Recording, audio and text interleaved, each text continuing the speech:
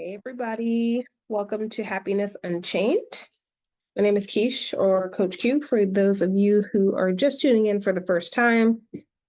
I have a lot to say today.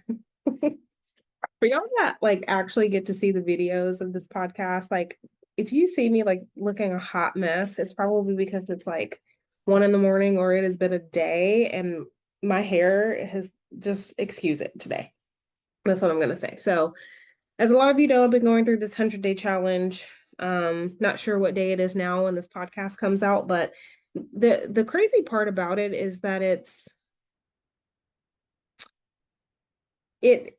it's very eye-opening. That's what we'll say. It is helping me to just go deeper into my journey and to really understand things. And the I it's amazing to me, like I can't even get my words out, that it baffles me so much that every single day, like today is day 9, every single day that I journal, because that's part of the challenge, is I have a question that pops up when I'm journaling. And for those of you watching the video, you can see I actually do journal. I'm not just making things up. But the journaling piece is really, I used to be that person oh gosh, I don't want to be made to journal. And I used to try and journal every day and then would fall off of it and then would be like, oh, I'm not consistent, so I'm just going to stop type thing. But I really understand the point of it at this point in my life. And it's really just to sort of get your thoughts on paper, because I don't know if any of you have ever laid in bed at night, especially those high anxiety people like myself. You lay in bed at night and you're like, oh, thank God the day is over. It's done. I get to lay here. And you're like, I'm so tired that I'm going to go right to sleep. And then your brain's like, watch this. And then a million thoughts start going through your head. And then you have to get a piece of paper and write things down or have all of these ideas, or just, it's like a brain dump, but you're not actually putting it anywhere, right? So that's what the journaling does for me. I literally only do it at the end of the day. And to be honest, I used to say, well, I don't know what to write, and it has to be compelling or it has to be my emotions. Like literally how I start on this challenge is I write about my day. I literally recount the day. I get my calendar out because sometimes my schedule's so crazy I don't remember what happened today versus yesterday. But I'll get my calendar out and then literally just talk about how I started my day, how I was feeling, anything that happened. The big thing right now is the snooze button and I are beefing. So I'm gonna have to move my phone away from my bed, because I usually have it close to me because I listen to a meditation before I go to sleep. But now I'm just gonna have to turn that bad boy up because I have to be able to get out of my bed to turn my alarm off, because I am literally turning my alarm off in my sleep. Um, but yeah, I just journal literally what happened during the day. And then as I'm writing that, if any thoughts or emotions come up or anything of that nature start popping up, I write it down. And then a lot of times I try to be cognizant about it because, well, I try to be cognizant about writing about my food because one of my goals is a fitness goal. So it really just helps me to bring awareness around the things that I'm doing. And today, I mean, it was a cool day. I woke up super sluggish this morning, and I think it's because one, I drank 2 or 3 cups of chamomile tea last night. Don't ask me why. It was delicious, but it just, I'm not saying that chamomile's bad, but I just feel like it was I didn't get a full 7 hours, which is my number of sleep. One, and I think my body was still kind of this chamomile's in your system. Maybe I made that up. I don't know. And then two, I made some fried pickles and jalapenos and stuff yesterday, so I didn't eat the best towards the end of the day. And all of that will make you very sluggish. So that's how I woke up this morning, but I got my routines done. I went to the gym. I went and made some money. I was supposed to go to a networking, but I was so tired and hungry that I just needed to come home and eat. And, made it through my day. And the big thing that popped up when I was journaling, that's why I keep looking at this, is when I was really tired and hungry, it was impulsive, right? I'm just tired, I'm hungry, I don't want to wait to cook anything, I just want to eat and sit down, right? And it's let me look at the podcast because I had to look this up earlier, and please don't tell me, I literally can never remember the name of this. brain science. Dr. Burial and Adams. I listen to it on Apple. I'm sure they're on other places, but I listen to them a lot, and I listen to other things about the brain and, our mindset and why we do the things that we do, because I feel like that's important for me to know and understand to be able to help you guys. So they talk about, and I want to do a whole podcast on this, I think, but they talk about HALT, HALT, hungry, angry, lonely, tired. When we're in those states, our thinking process is like completely different, right? And so the combination of being hungry and tired, I don't want to wait 45 minutes to cook a good meal that will fuel my body and actually give me energy. I decided to eat crappy things. So I decided to I like to call them circle fries, but they're just like homemade chips, like thinly cut potatoes. And then I literally made some flautas with beans. It's basically like little taquitos fried. And then I had extra a couple little tortillas, and I was like, we can't just save these two tortillas. We have to eat them, right? Fried. So I had tortilla chips. And then for snack, I had popcorn. And then for dinner, I had fried rice. So literally carbs today. Like my fried rice had vegetables, I guess. Like terrible day for eating, right?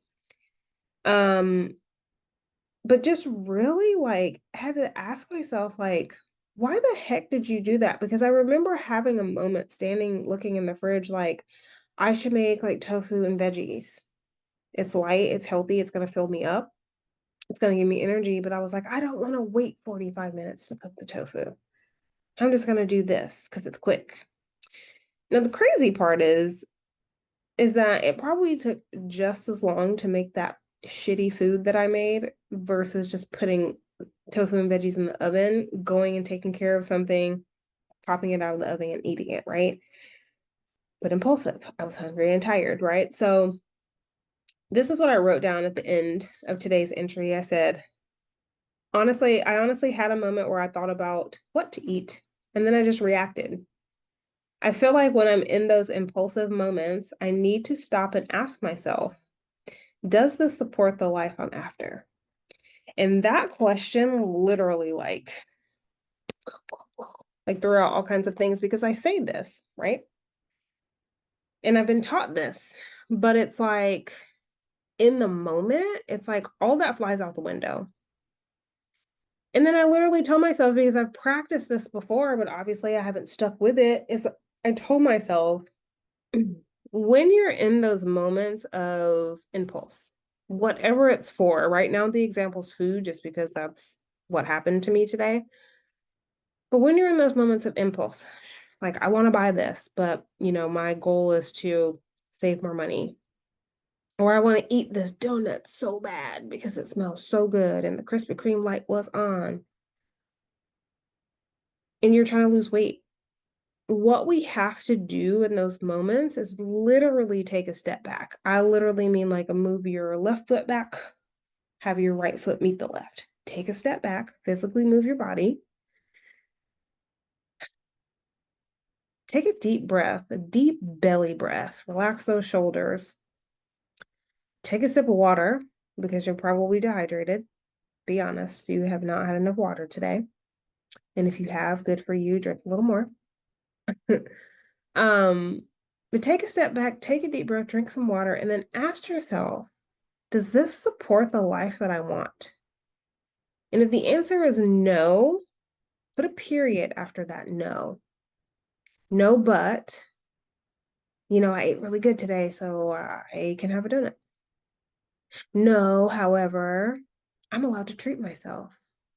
And when we start putting something else after the no, if it does not support your life, that's when we start justifying and sort of going against the things that we're working so hard for.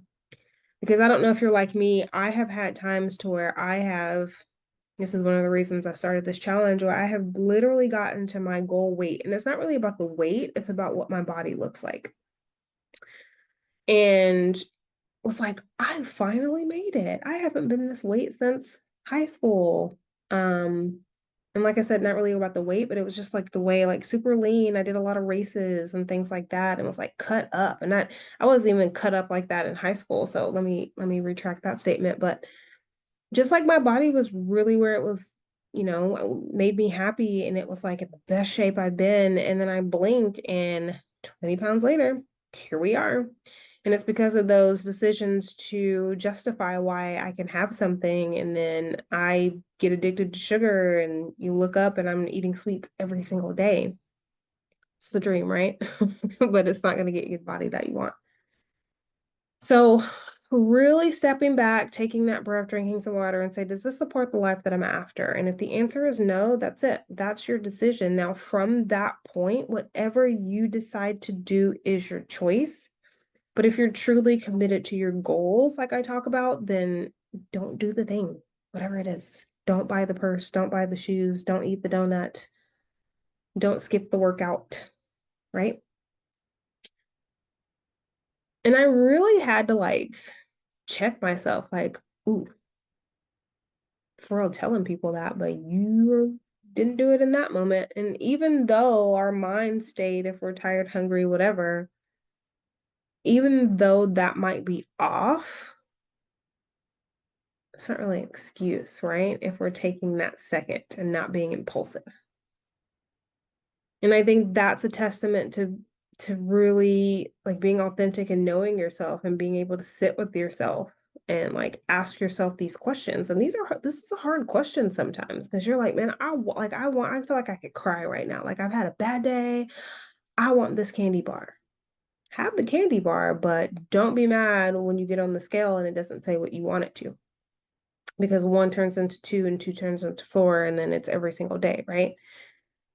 So I think the biggest thing that I wanted to say today was like, you're gonna have to like gut check yourself sometimes. Like even for me, I teach the things, and that's why I put myself through this journey. Because I want you guys to understand that I am in the fight with you. It's not just me being another one of those coaches that's just sitting out there and I'm like, yeah, do this, watch this video, do this worksheet. These are the things that worked for me. Have fun. I'm going through it. I understand the struggle. I understand that it's simple, but it is sure as hell isn't easy sometimes. But we can do it. And especially if we're being consistent. I'm not saying you can't ever treat yourself. That's absolutely what I'm not saying.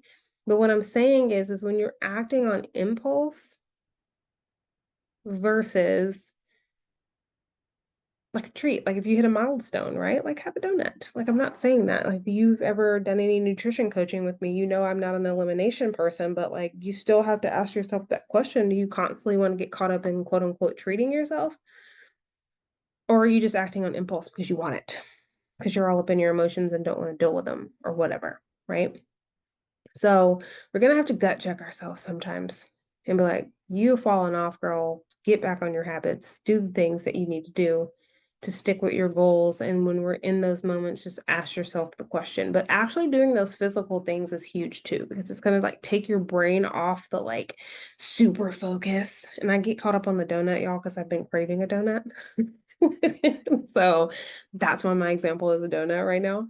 But when we get super fixated on it, if anybody who's had like crazy cravings, and I don't mean like my pregnant mamas out there, because my best friend's pregnant and it's wild the cravings that happen sometimes. But um, just when you're, especially if you're trying to like clean up your lifestyle, right? Clean up your diet, and you're like, okay, today's the day, no more soda.